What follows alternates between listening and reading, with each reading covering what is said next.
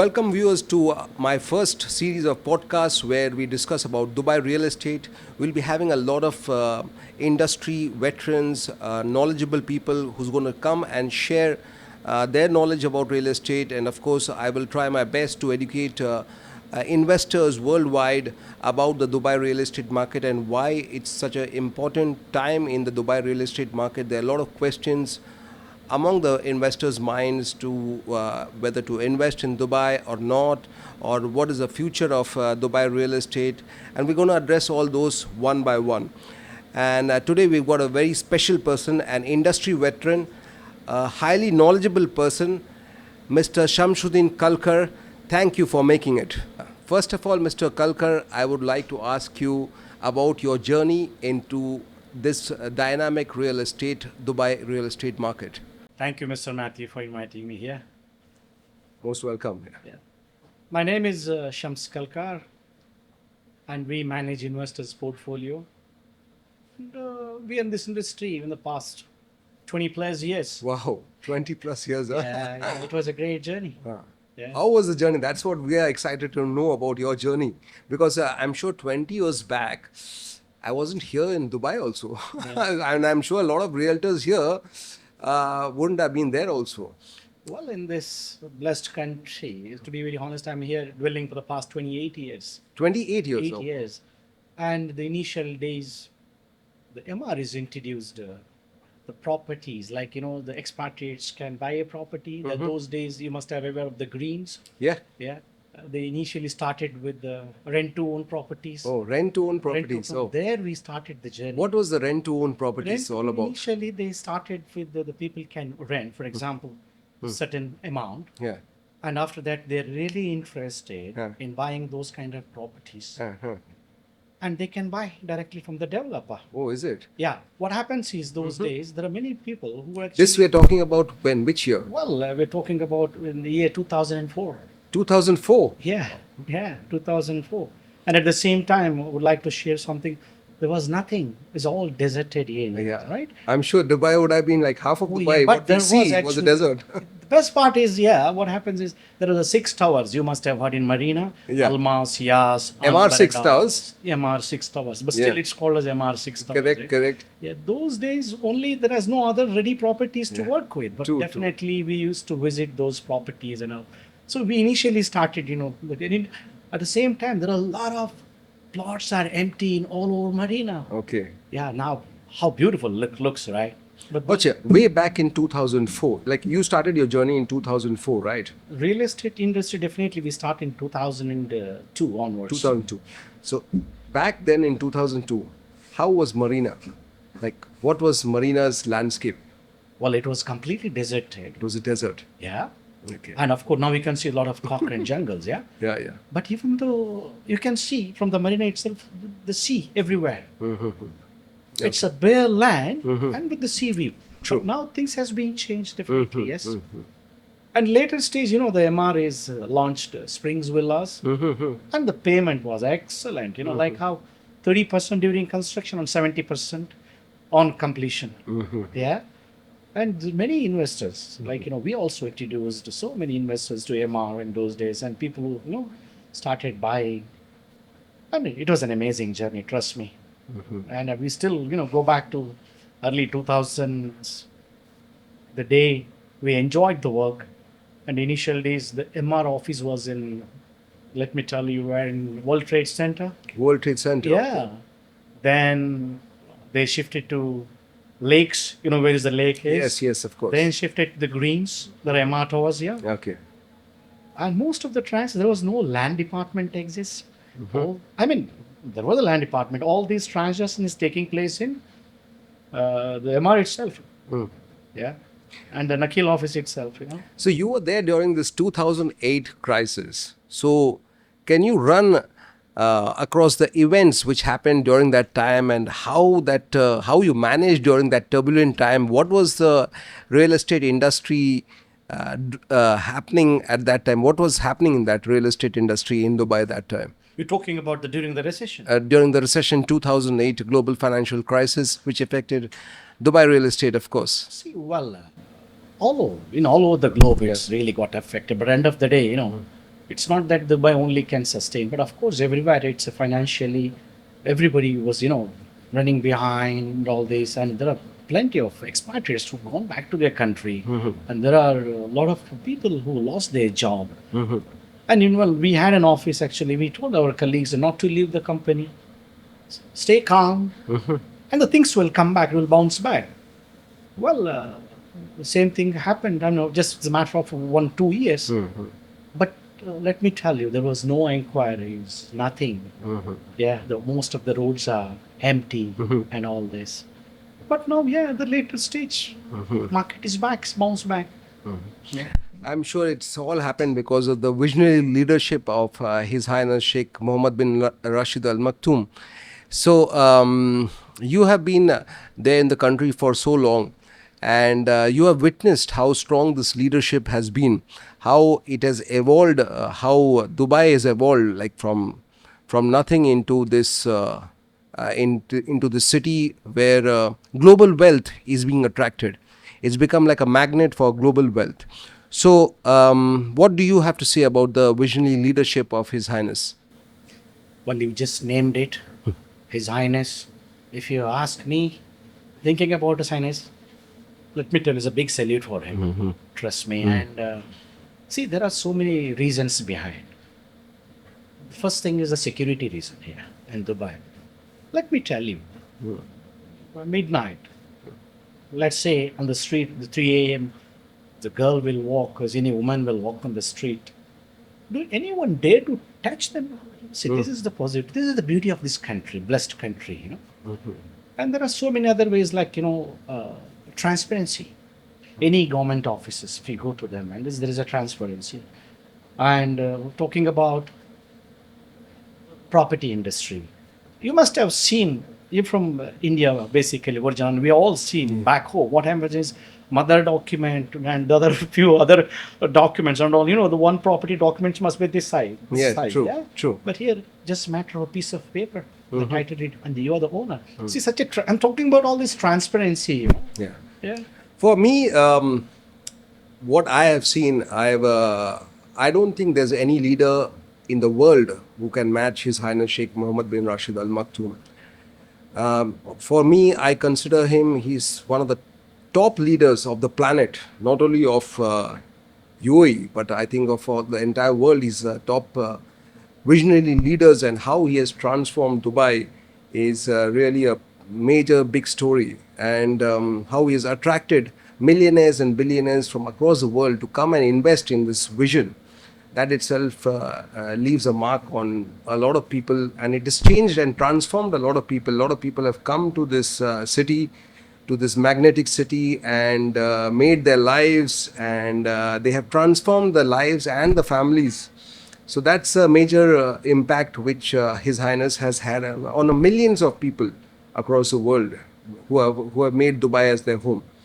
So, coming to that, what do you see is the future about of Dubai? Because when we see right now, I am getting a lot of messages from my investors. Matthew, is this a good time to invest in Dubai? What do you have to say about that? Common question with every investors. Basically, what happens is, see, they are hard-earning money. There are investors, of course, they look for all these questions. Definitely, Dubai is the place. And in the near future, this is going to be number one city in the world. Trust me. And you can see the developments, how fast. And this is what you said about Highness. Yeah, that's his vision. And people are safe here. They're happy to stay. You go to any one of the office and you feel so comfortable. You go to the mall, you feel so comfortable. True. Yeah, this is what Dubai is a happy place to live. Positive vibe about Dubai. And I also feel the D33 economic agenda that leads the vision of His Highness to transform Dubai into the top 3 cities in the world. And if we talk about the D33 agenda, there are a lot of initiatives, a lot of transformation which is going to happen in the next 10 years. So basically, D33, as you know, is a 10-year vision which was envisioned by His Highness to transform Dubai into the top three places in the world to live in, to work, as well as to invest.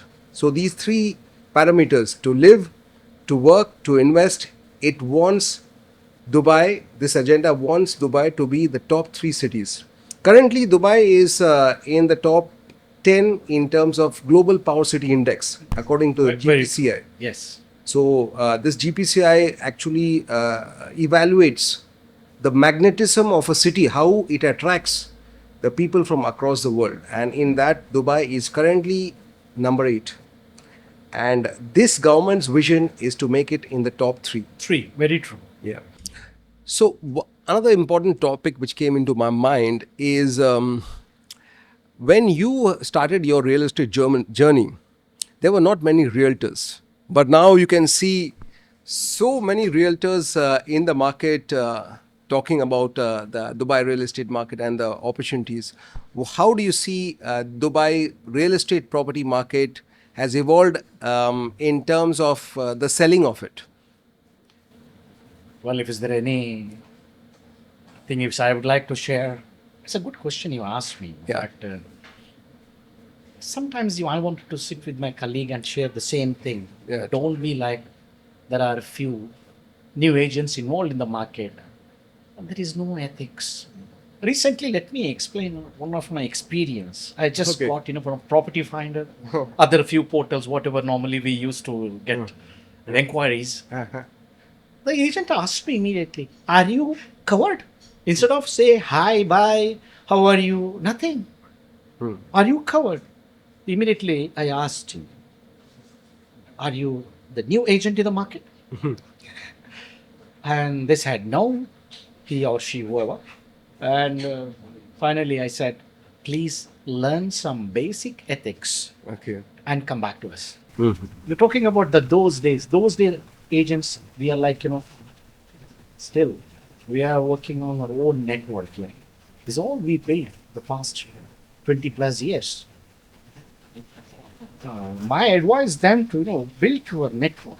It's not like that, and, talk about any new agents in the market. What they do is, they don't even calculate while selling the properties how much per square feet they are getting it, what will be the capital gain, what my investor can earn, what will be the service charges. They don't calculate nothing. They said this property is good, go ahead, blah blah. But it doesn't work like that. Simple. We have to go from the scratch, then learn how we all learn from the day one. Yeah. There are Yeah, so basically, you're right. But having said that, what I find is the real estate market is evolving, and there are a lot of good very experienced realtors and good realtors who are spreading the positive things about the real estate market and trying to do it in a professional way. Having said that, yes, you're right. There are some agents who believe in the hit and run policy. Hit and run, that's it. You Yes, yes. do one transaction and then it's bye bye. vanish. Then they vanish, and without any accountability of that investment decision, and basically the investor is left in the lurch. So my advice also to those sort of agents is, take good care of your investor, because the investor is not a fool. Okay, you can fool him once, but he is a person who has come into that level after seeing a lot in life, and he Definitely. will come and he will see right through you, and you will lose him the second time. Second term, definitely yes. For me, the thing is, my investors have to make capital appreciation, have to make the good returns on investment. So whenever I also advise on any real estate opportunity, I actually see, like, if I were to invest, would I invest in that property? Definitely, you have to So vary that's the issues. number one parameter which I believe the question should be is not what I gain or what commission I earn from the project. The question is, how much returns can the investor make in that particular property investment? That should be the parameter, that should be the question which leads him and which guides him to make the correct property decision making process. Yeah, so that's what I feel, that a lot of agents right now are missing in the market. And but having said that, as I was saying, that a lot of professional realtors who are doing a good job, Good job. and they are trying to portray Dubai as an ideal destination for real estate investment. Well, at the same time, let me tell you, there are plenty, even though there are few new agents in the market, very few numbers, few numbers, they are good actually. They still learn, they respect the seniors. And not only see, we consider as, we need a respect of kind of stuff, but definitely it's a part of your professionalism. And there are a few agents are very good. They learn from the scratch. They say, teach me this and how the square feet counts and all these stuff. And yeah, there's a sort of a game what they have to play in the market. Yeah, I mean at the same time, uh, they should understand the developer. Who are they? Where they have come? Sure. Let's name it. There are big developers, the government subsidiary, like the MR, Nucky, and all these stuff. There are plenty new developers in the market, but they have to learn all this. But end of the day, our concern is what our investor shouldn't think that oh, where is my money is gone. True. But even though there is RERA's control, but these all things are making a lot of difference. For me, what I feel is that earlier Dubai was dependent on, of course, whenever there's any incident happens in the world, Dubai is there to sort of benefit from there, because there are a lot of people coming to Dubai because of some war, because of some incidents, because they find it the one of the most safe and secure place in the world.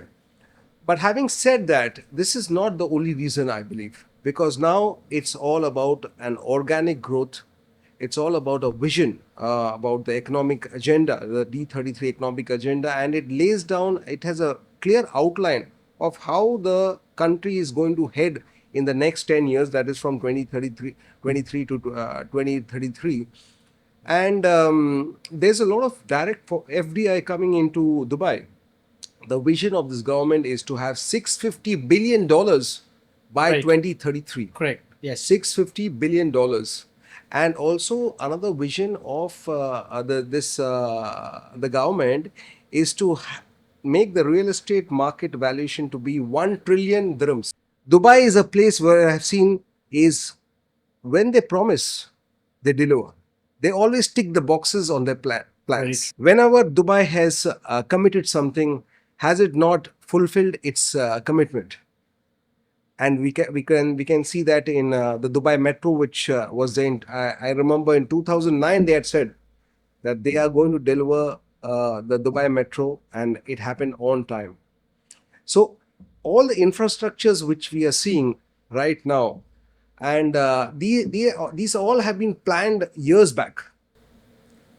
So Burj Al Arab was planned many years back. Burj Khalifa was planned many years back. Well, let me And that's yeah. tell you about Burj Khalifa. I just remember, I just Okay. wanted to go back to my olden days. Yeah. In fact, there are only few known agents in the market. Yeah. And, I'm one of those. Okay. Actually, we Okay. got invitation from MR office. Uh-huh. Well, we went there actually. The initial days in 2003, MR is launched the residences building. You must have seen those buildings in facing the fountains, the other side, opposite to Burj Khalifa. Yeah. But anyway, those days it was a tent, and it's a desert, completely desert. And why I remember this incident is, my car just got stuck, and there are a few local friends who came with the Land Cruisers, and they removed from there. By the time, why I'm telling you all this is, at that time, the greens, as I mentioned earlier, selling it for 600, 700 dirhams per square feet. But here, almost, I was asking, I still remember that the lady who is selling, she's Miss Shamsa. Yeah. And I asked her, 1100, 1000 to 1100 per square feet is quite huge. And she said, Shams, listen to me. There is the largest building coming here, and MR is planned to build a Burj it was initially said that Burj Dubai, So the Burj Dubai is going to do this year. This is the largest building in the world. Tallest building in the world, yeah. Yeah. Then I asked her, "Are you sure? In this desert?" She said, "Yeah, it is MR. They will build it." But thank God, Alhamdulillah, it's all happened. And this, I'm just recollecting my olden days. True. So there is so basically this agenda, D33 economic agenda, it also highlights on multiple facets of the growth journey of Dubai. So it's not only about the foreign direct investments, which I talked to you about. It's Yeah. also about they want to make cities inside Dubai. Cities Yes. then we can see Yes, Dubai you are Creek right. Harbour You are right. Yes. is like a city. Very true. They don't want everything to be in downtown. Yes. They want to expand and they want to have multiple cities in one major city. Yeah, very true. Very true. Well, Mr. Shams Kalkar, it was a real pleasure and honor to have you in my podcast. Thank you so much. And I really appreciate that you invited me here. And all the best in the future. Thank you, Mr. Matthew, once again. Thank you once again, Mr. Kalkar. And to all my viewers, this is first in the series of podcasts. I'll be having more meaningful conversations about the Dubai real estate market. Please do like, share, and subscribe this channel so that you'll be updated about the real estate market. Thank you.